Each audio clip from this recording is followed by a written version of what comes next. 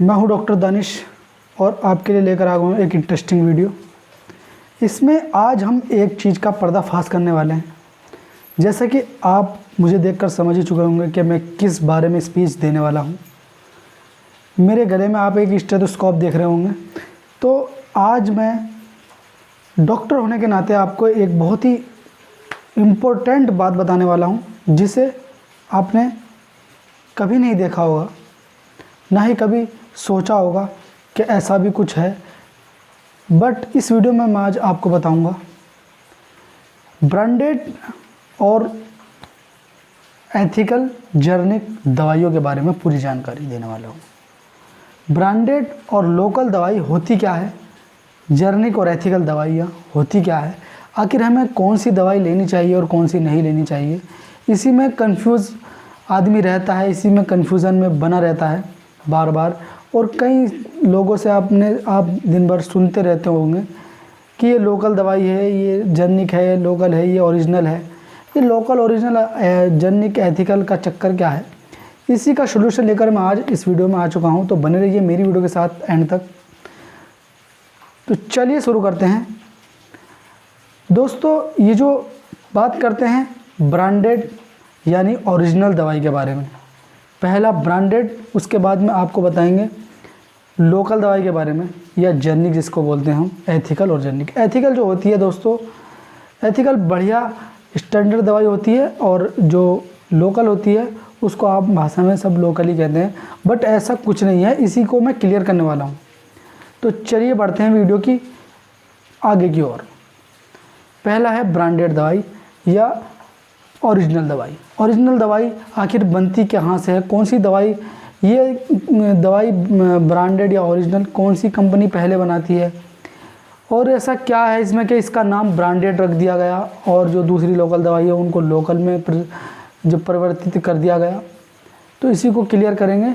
Branded जो दवाई है, ब्रांडेड दवाई जब भी कभी कोई खोज करता, कोई वैज्ञानिक, कोई साइंटिस्ट किसी फार्मूले की खोज करता है, चाहे वो फार्मूला एंटीपायरेटिक कैटेगरी के उपरांत हो या एंटी एलर्जिक या एनाल्जेसिक, या जौन सी भी कैटेगरी का वो फार्मूला ढूंढेगा या उसकी खोज करेगा, खोज करता होगा जो भी वैज्ञानिक, तो उस वैज्ञानिक से कुछ कंपनियां उस फार्मूले को लेकर और उस फार्मूले की जांच पड़ताल को लेकर, मान लो वो कोई पायरेटिक फार्मूला है जिससे हमारा जो टेम्परेचर होता है बॉडी का, उसको डाउन करने में हेल्प की जाती है और बुखार हमारा उतर जाता है और बुखार जो है ख़त्म हो जाता है। अगर वो फार्मूला एंटीपायरेटिक फार्मूला है तो वो वैज्ञानिक क्या करेगा, उसको एक स्टैंडर्ड कंपनी के हाथ में दे देगा, और वो स्टैंडर्ड कंपनी उसको जांच पड़ताल करके उसकी जो है अंदर तक की बातें जानने के बाद उसको एक एंटीपायरेटिक टैबलेट के रूप में फॉर्म में बना देता है।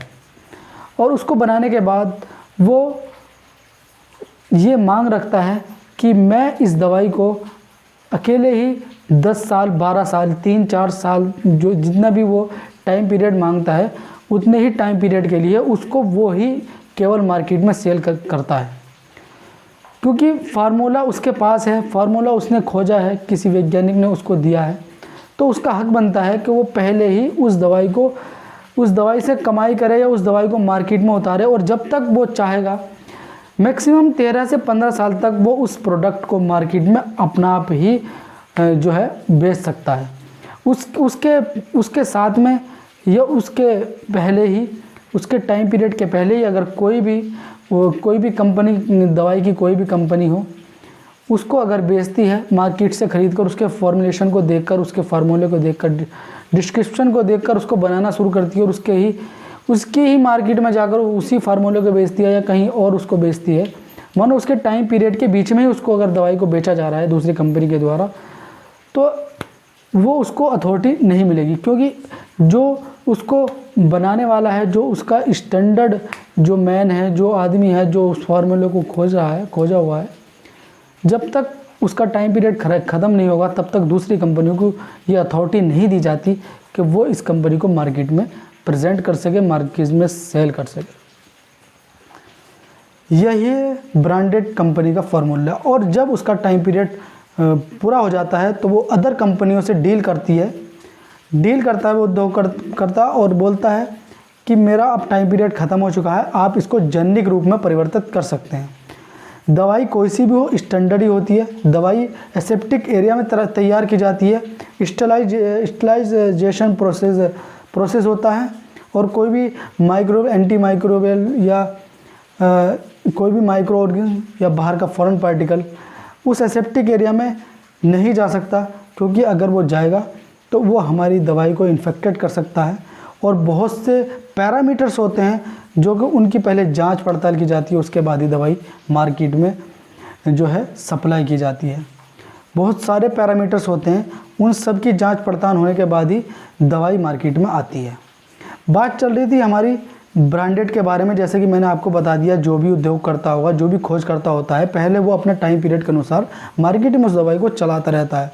उसके बाद जब उसका टाइम पीरियड ख़त्म हो जाता है तो जेनेरिक जो कंपनियां होती हैं, जो लोकल कंपनियां होती है, उस फार्मूले को लेती है और उसकी ही जेनेरिक दवाई अपने नाम से कोई भी नाम ऐड कर लेती है।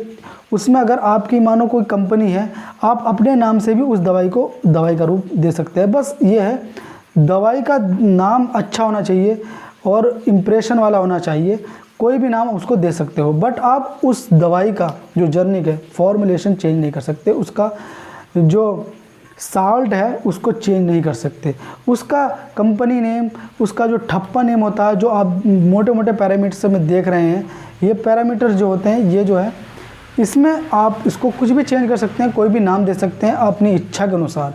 बट इसका जो मैंने अभी आपको बताया, इसका जो फॉर्मूला होता है उसको आप चेंज नहीं कर सकते। मान लो कोई सिफेक्जिम टैबलेट है, सिफेक्जिम टैबलेट कैडिला कंपनी बना रही है या मैनकाइंड कंपनी बना रही है, तो मैनकाइंड कंपनी अपना उस पर एक ठप्पा अलग से दे देगी, अपनी कंपनी का नाम दे देगी मैनकाइंड, बट उसका फॉर्मुलेशन जो सिफेक्जिम होता है वो चेंज नहीं करेगी, बल्कि उसका जो स्टैंडर्ड नाम होता है उसका कुछ भी कर देगी, सेफोगिम, सेफाडोल, सेफाए, कुछ भी कर देगी। मतलब सिफेक्जिम जो होता है वो जो छोटे अक्षरों में देख रहे हो आप, ये छोटे वाला जो फॉर्मुलेशन होता है इसको कोई भी कंपनी चेंज नहीं करेगी।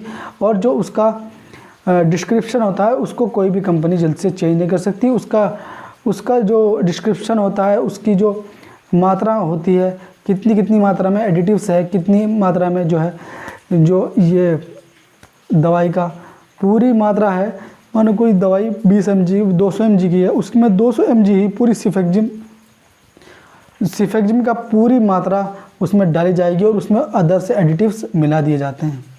तो यदि मैंने आपको छोटी सी जानकारी दी स्टैंडर्ड और जेनेरिक के बारे में, और बात करते हैं कौन सी दवाई हमारे लिए बेस्ट रहेगी, जेनेरिक या एथिकल।